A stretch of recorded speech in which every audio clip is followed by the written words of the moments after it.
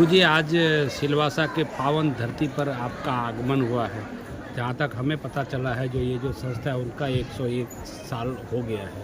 क्या कहना चाहेंगे आप प्रदेशवासियों को?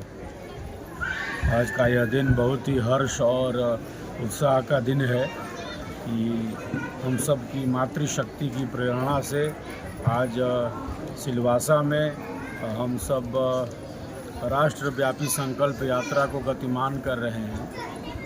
यह संकल्प यात्रा विहंगम योग संत समाज के 100 वर्ष पूर्ण होने पर और 101वें वर्ष में प्रवेश के अवसर पर 6-7 दिसंबर को स्वरवेद महामंदिर के पावन परिसर में आयोजित है। इस बार हम सबों का यही संकल्प है कि 25,000 यज्ञ कुंडों से भी ज़्यादा यज्ञ कुंडों से हम सब अग्निदेव को प्रज्वलित करेंगे और सबके सुख शांति की कामना के साथ वैदिक मंत्रोच्चारण के साथ हम सब आहुतियों को समर्पित करेंगे। हमारी संस्कृति यज्ञ संस्कृति है, ऋषि संस्कृति है। आज सबके भीतर उत्साह उमंग दिख रहा है। सिलवासा में सबके भीतर एक जिज्ञासा, एक भक्ति भाव है, एक प्रेम है, एक सेवा की भावना है और इन्हीं मानवीय गुणों से युक्त होकर आज हम सब सिलवासा में इस संकल्प को धारण कर रहे हैं। अधिक से अधिक साधक साधिकाओं को वहाँ पहुँचना है स्वरवेद महामंदिर धाम पर, और स्वरवेद महामंदिर धाम पर सबको आमंत्रित करने के लिए ही आज मैं सिलवासा आया हूँ। सभी प्रदेशवासियों से यही अपील करता हूँ कि अधिक से अधिक संख्या में 6-7 दिसंबर को स्वरवेद महामंदिर धाम, जो हमारी एक अद्भुत आध्यात्मिक विरासत है, दिव्य केंद्र है, काशी की पावन धरती जो हमारी सांस्कृतिक राजधानी है, उस सांस्कृतिक राजधानी में यह एक दिव्य आध्यात्मिक राजधानी है, आध्यात्मिक केंद्र भी है, जिसे हम स्वरवेद महामंदिर धाम के नाम से जानते हैं। पिछले वर्ष प्रधानमंत्री जी के द्वारा इसके प्रथम चरण के कार्य का लोकार्पण भी हुआ है। प्रथम तल जो है वह श्रद्धालुओं के लिए सुलभ है। कुल 7 तलीय महामंदिर है और अंदर इसका कार्य आगे बढ़ता जा रहा है। तो ऐसा स्थान जहां एक साथ 20,000 से भी ज़्यादा साधक साधिकाएं बैठकर भारतीय योग विद्या का वास्तविक अभ्यास कर सकते हैं। योग हमारी शाश्वत सनातन परंपरा है। तो 20,000 से ज़्यादा साधक साधिकाएं एक साथ एक समय में एक जगह पर बैठकर विहंगम योग की साधना का अभ्यास कर सकते हैं।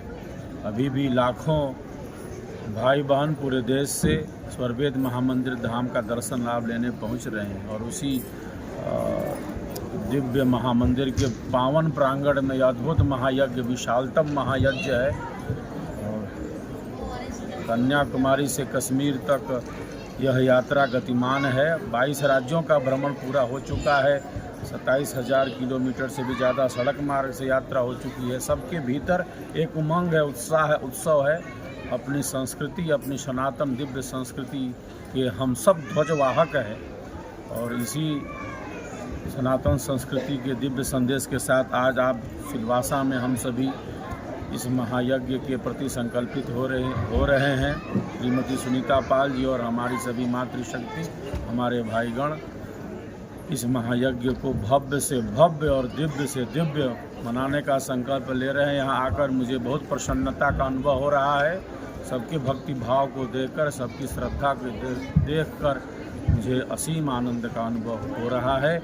मैं सबके कल्याण की ही कामना करता हूँ। परम प्रभु से, ईश्वर से, सदगुरु से सबके कल्याण की मैं आज इस अवसर पर कामना करता हूँ। सबका सब विधि हो कल्याण, यही संदेश है। गुरु जी, जहाँ तक देखा अभी कार्यक्रम के अंत में आप योग के प्रति भी लोगों को सजग किए। योग जीवन में कितना अहम रोल निभाता है लोगों के जीवन? योग ही हमारी संस्कृति का प्राण है और इसकी 5 साधना विधियाँ हैं। जैसे जब भी योग शब्द हमारे समक्ष आता है तो प्रायः हम सब यही समझते हैं कि आसन करना है, कुछ प्राणायाम करना है, श्वास प्रश्वास की कुछ क्रियाओं को करना है। वस्तुतः यह योग का एक प्रारंभिक स्वरूप है, योग की पूर्णता नहीं। योग बहुत भेदिक है। हमारे भारत की जो योग विद्या है वह केवल आसन और प्राणायाम तक सीमित नहीं है। आसन प्राणायाम का अभ्यास अनिवार्य है, किंतु योग यहीं तक सीमित नहीं। तो विहंगम योग संपूर्ण योग है। विहंगम योग की आध्यात्मिक विधि है। विहंगम योग का आध्यात्मिक विज्ञान है, जिसमें हम आसन भी करते हैं, प्राणायाम भी करते हैं, लेकिन केवल इतना ही करते नहीं रह जाते योग के नाम पर, बल्कि हमारा जो मन हमारी इंद्रियों का संचालक है। आत्मा की शक्ति मन के साथ है और मन इस शरीर के कार्य को आगे बढ़ा रहा है। तो किस प्रकार हम अपने मन को स्थिर करें, शांत करें, एकाग्रचित करें, हम अपने भीतर उतरें, क्योंकि हम सबके भीतर अनंत शक्ति है, हम सबके भीतर अनंत ऊर्जा है। और इस ऊर्जा का हम अनुभव तभी कर सकते हैं जब हम विहंगम योग की आध्यात्मिक साधना से जुड़ें, हमारे भारत की योग विद्या से जुड़ें। तो आसन प्राणायाम भी आवश्यक है, किंतु केवल वहीं तक हमारा योग सीमित नहीं है। हमारे ऋषियों ने योग का आध्यात्मिक स्वरूप दिया है।